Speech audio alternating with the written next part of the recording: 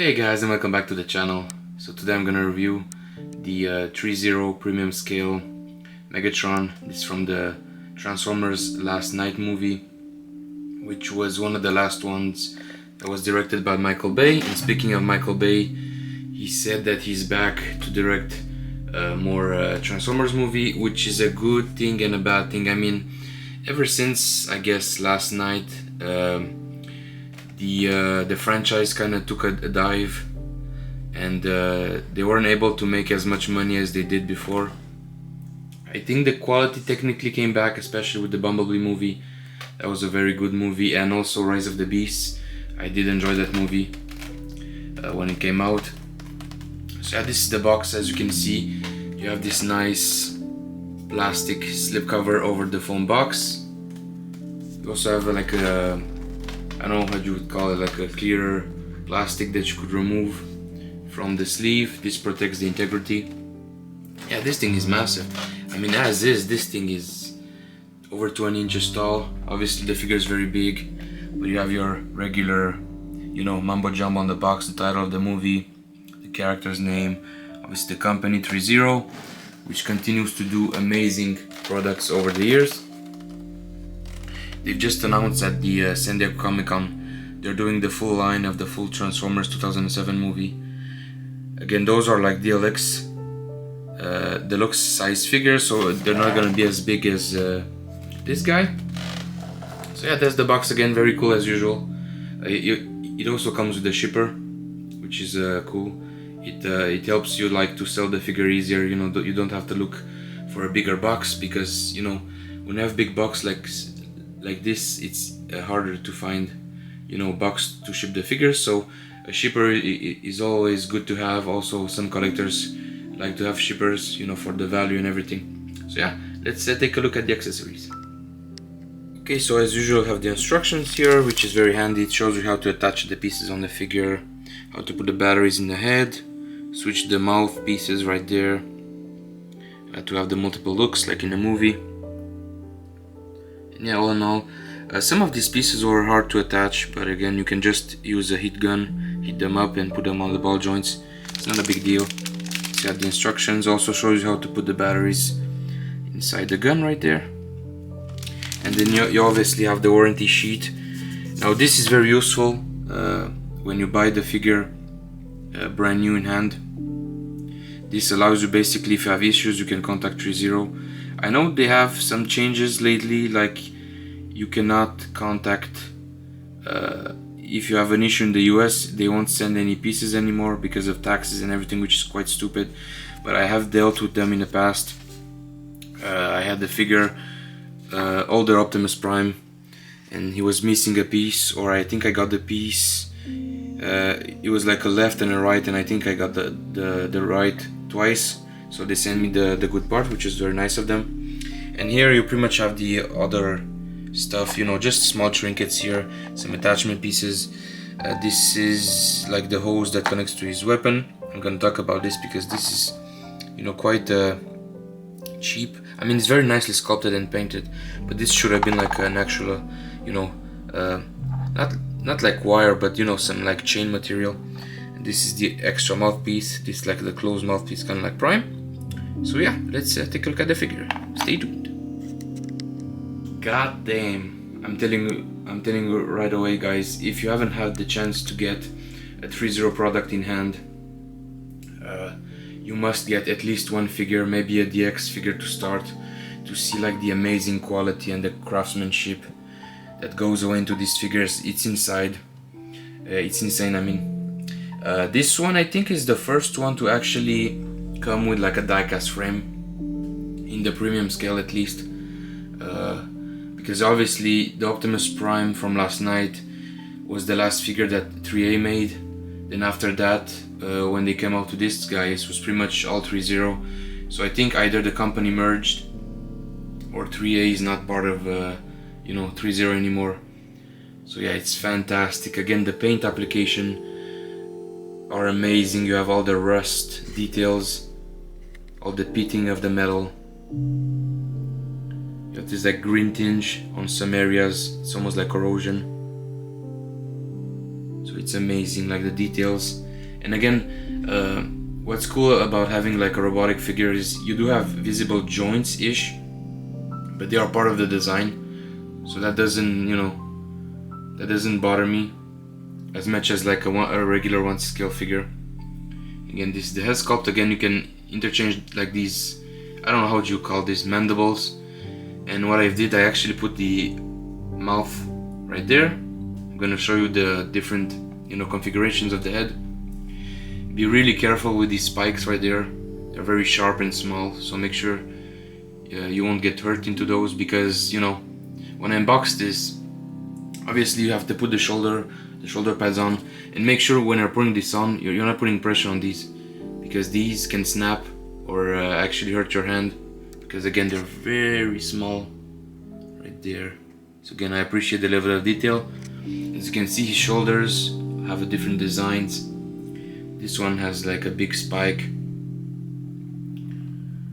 and again I have his sword on the back. You have different attachments. If you're not putting the sword on the back, you can fill the hole with a small clip right there. The sword is absolutely massive. It's about over 12 inches long.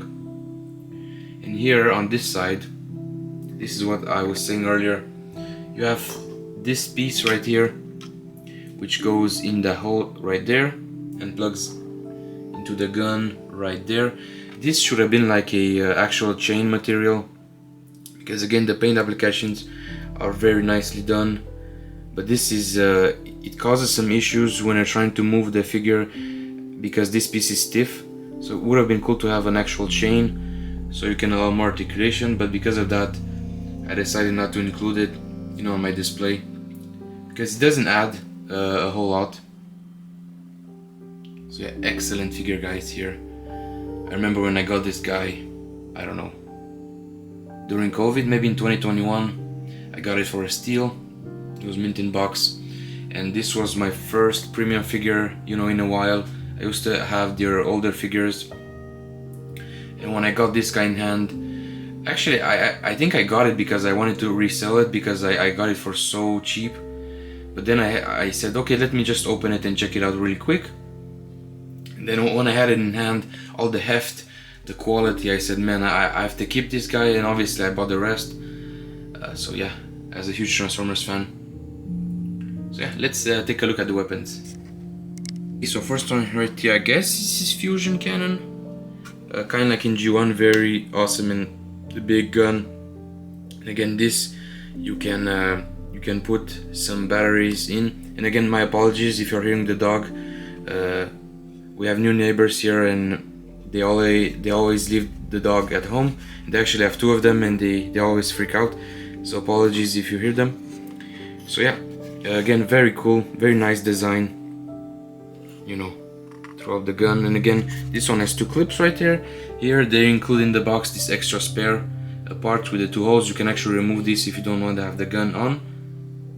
So there you go, that's how that's attached. And here you have the sword, again with the configuration to plug. In the back you have this spare piece, and then in the back right there you have a hole where you can actually put this piece. Let me just attempt to do this with one hand. You can actually remove the gray part right there and plug that in to make it flush. So excellent design on the sword guys, very nice and big. This one you can actually remove. I don't know if you can see, there are two clips right there that you can remove. And then you add a different attachment so it can clip easily into his hand, which is nice. It's excellent detail. You have these giant spikes at the end. Again, the paint application is second to none. Very nice. Okay, so yeah, as I said, to attach the sword to his hand, you have to remove basically this small clip right there. You're very careful guys, because these are very small pieces. And again, usually there's a small piece that goes in here. It's similar to this, but it only has one clip, and for the life of me I cannot find that piece. I think it's somewhere inside the box, or maybe in another Ziploc bag with accessories. And then usually what you do, you go into the hand and you have that small kind of triangle piece. You remove that, but you don't actually need that hook in order to the figure for holding the hands. I'm gonna show you guys that. And also, as I said, this piece right there can be interchanged with this one, so if you're not having the gun on. So yeah, very small pieces. Make sure that you're not gonna lose them, as I did, because I thought that was inside the Ziploc bag with this one, because since he has so many pieces, I want to keep them together. So yeah, let's see some poses here. Yeah, excellent figure, guys. The proportions. The only thing I don't like about this one is, again, I like the design, but as a Transformers fan and you know, as a Transformer enthusiast, this to me doesn't look like a Transformers figure. I mean, this one was transforming into a jet, I believe, into the movie, but there's no jet parts attached to the figure.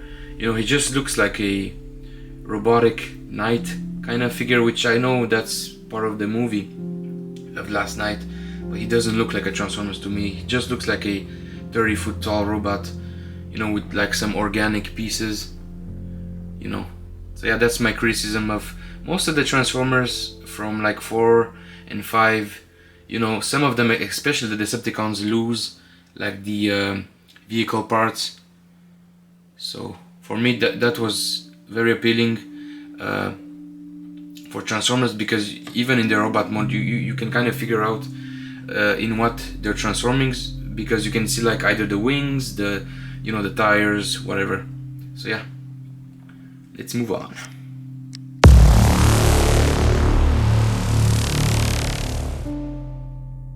And there you go. Like I said, even if that clip is missing, you can still hold the sword with ease.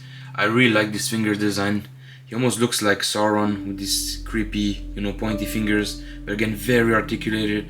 You have like 3 points of articulation per finger, and this guy is very stiff. Like I said, I bought him like 4 or 5 years ago, and you know, it's very stiff. I really like the joints. It's hard to move sometimes, but again, all these panels kind of, you know, they're on ball joints. They can go out of your way to move the figure. Again, you have standard ratcheting joints pretty much all over. Bicep right there, double joint at the elbow, almost double joint or triple joint at the knee. It's very insane. So again, you have a lot of panels that move, you know, to facilitate the articulation. Some of them are on springs, and even the toes right there move.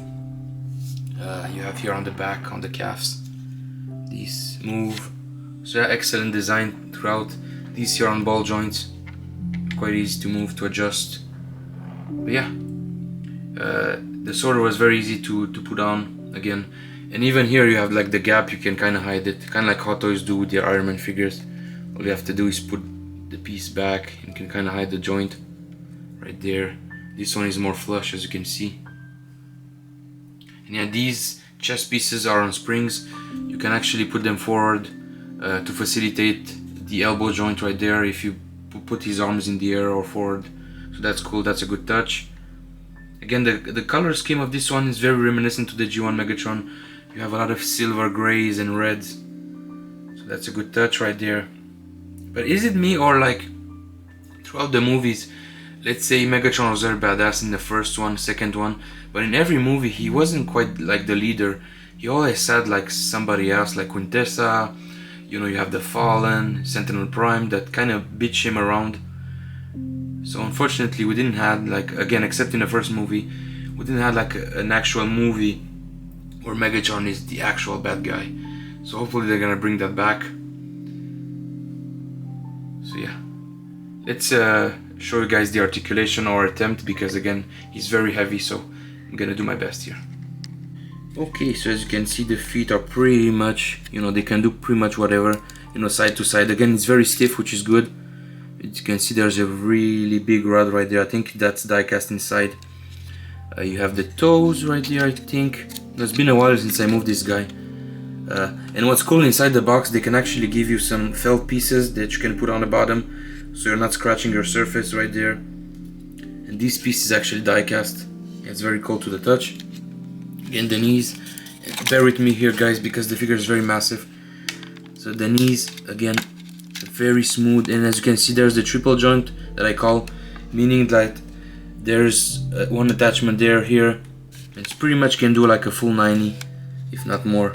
But again, because he's like so bulky, it's gonna be difficult. As you can see, like the details, you know, inside the knee right there, it's very crazy as you move it around. But again, be careful, just take your time. Again, as I'm putting this back together here, boom. Very, you know, satisfying noises right there.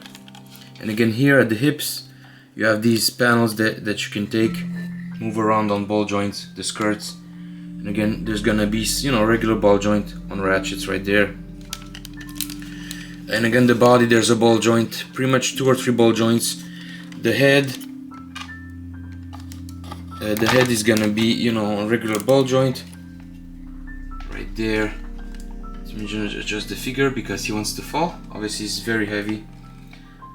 Again, pretty much like the heaviest, I think, from all of them, except the Bumblebee, the Solo Bumblebee Movie Prime. That's very heavy. That's the heaviest. This one, I would say it's the second heaviest. So again, ball joint right there, pretty much standard. But because of these like mandibles, side mandibles, it's hard to turn his head. Obviously, you also have these spikes right there. So be careful. Again, ball joint right there at the shoulder. There's a bicep cut. 2 joints right there, and then ball joint for the hand, and you have all these crazy finger articulation. You know, you can flip the bird, do the Spider-Man thing and everything. So yeah, that's very awesome. A lot of posability right there. I think it's over like 60 points of articulation, so it's insane. Good. Okay, so I got scared there for a moment, but I finally able to find the piece. So again, this it's what is gonna connect the sword to the hand. So I just put this clip inside the hole right there, and then in his palm right there, that triangle piece comes off. So you're gonna have a better contact with the sword. So you're not gonna, you know, the sword is not gonna fly off his hands. So that's good. But again, I'm a bit relieved because I thought for sure that this piece was lost. So that's good, very good. Yes, there you go. Boom. Okay, so to demonstrate how you remove those pieces, basically, you know, there are 2 slots right there that plug on the back of his head. Right there, you see the 2 holes. And to interchange the pieces is not quite difficult, you know, it's pretty easy. Again, you have like the open look right there, just to give you guys an idea. Again, it's hard to do with one hand, but this piece is gonna open kind of like that. And again, this really hinders the movement of his head. So let me adjust these. Give me guys a second here, I'll be back. Okay, so this is like the open look for the helmet. Again, I wasn't really a big fan of this design, and still to this day I'm not. It looks kind of goofy, you know, you have these open panels, and again it's really, you know, reducing the mobility. Obviously up and down it's not that bad, but once you move the head around, these 2 things, tusks, are gonna, you know, hit around the armor. So again, be careful with that. But yeah, here's a good look, obviously, on the, you know, open face. Again, usually there's a light up. Again, I'm not putting batteries in my figures. I don't particularly like that feature. But this piece right here on top of his head is removable. Obviously, it's easier if you remove the tusks, but the batteries go inside here. This whole panel comes off. But yeah, the face actually looks very good. It's quite similar, I guess, in some ways to the shape, at least like the lower jaw, to like the first 3 movies. But this one, I like, he has like this cone head design, especially when the tusks they are closed, so it's very reminiscent to like the G1 Megatron. And here you have the Quintessa slap on his face, obviously kinda Optimus when he's like Nemesis Prime. So that's why I don't like about Last Night, is because he's getting controlled yet again by another Transformer. Or I don't know if Quintessa is actually a Transformer. I don't think she is, but yeah.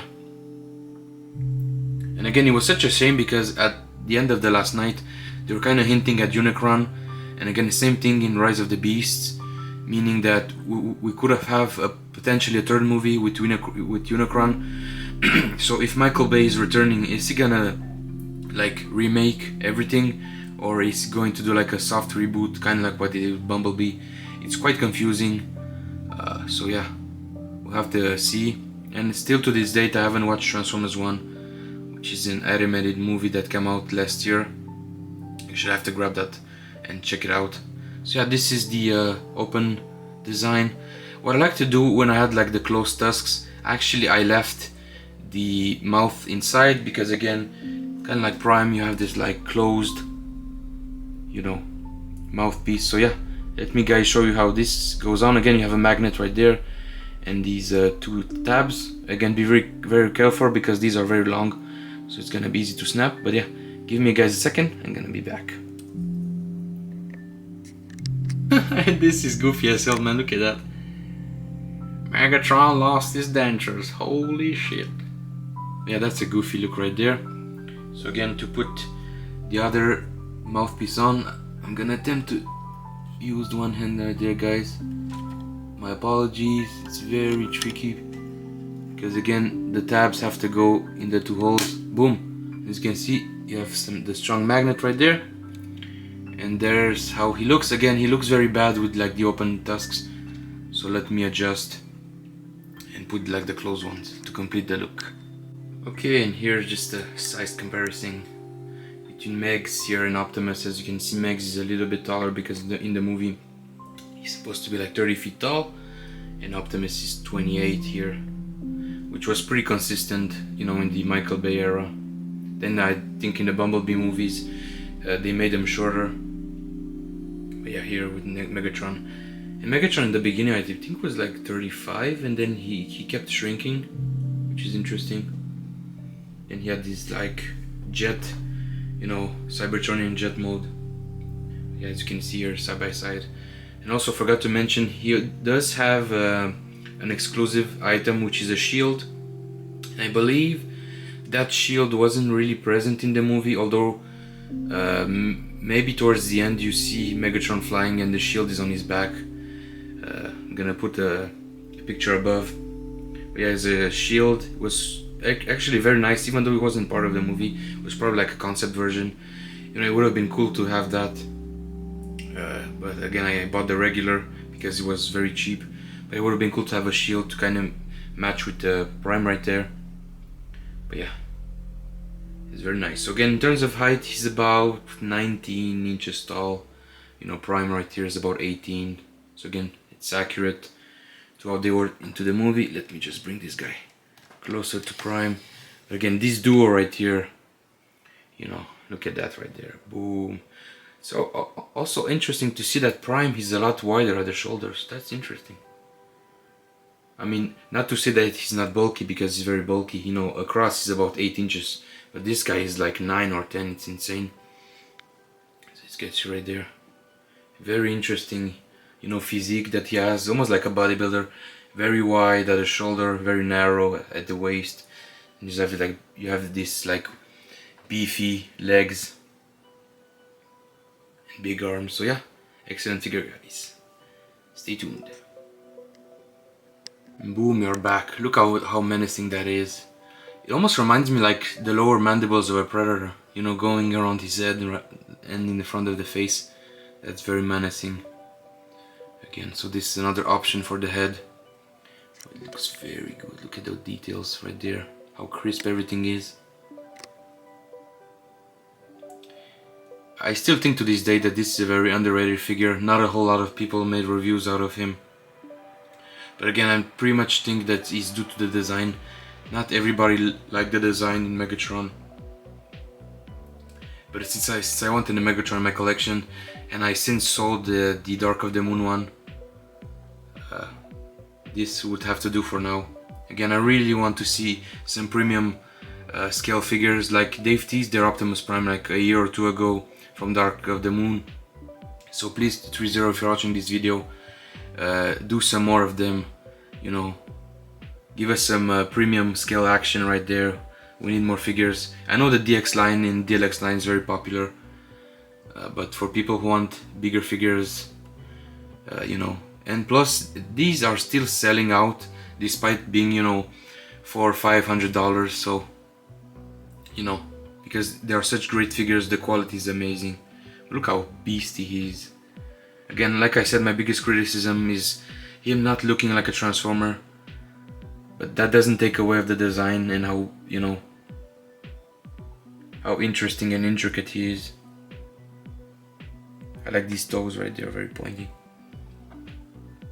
And also guys, make sure to stay at the end of the video. I'm gonna do the showcase, you know, showing you guys multiple posing options. You know, I always like to do that, you know, put some music right there, you know, give you guys some posing options. And I also think this can actually be rotated inward if you don't like to have it, you know, to poke right there. Yeah, you have the nice spine right there. Yeah, it's just overall an amazing figure, guys. And again, I think I got it for like $250, brand new, shipped like 4 years ago, and I couldn't say no to that. Amazing deal, such an amazing details, and a great figure. You know, you have the very hefty, I think he's about you know, 5 or 6 pounds. Very heavy. You have the die-cast frame that goes pretty much inside the arms, the body, the legs, and then they put like these, you know, plastic panels, you know, around him. So again, awesome figures. Again guys, thanks for watching. Make sure to like, subscribe, follow me for more. Follow me on TikTok for more content, although I'm not doing TikTok that much nowadays. I'm pretty much focusing on YouTube and doing some shorts on YouTube. So yeah, let me know, do you have this figure, are you planning to get it, or are you gonna wait for other premium scale figures from ThreeZero? Did you like the Michael Bay movies? What do you think about him coming back? It's always some nice topics that I like to discuss with you guys. So as usual, thanks for watching guys, see you soon on the next video, and as usual, take care and bye bye.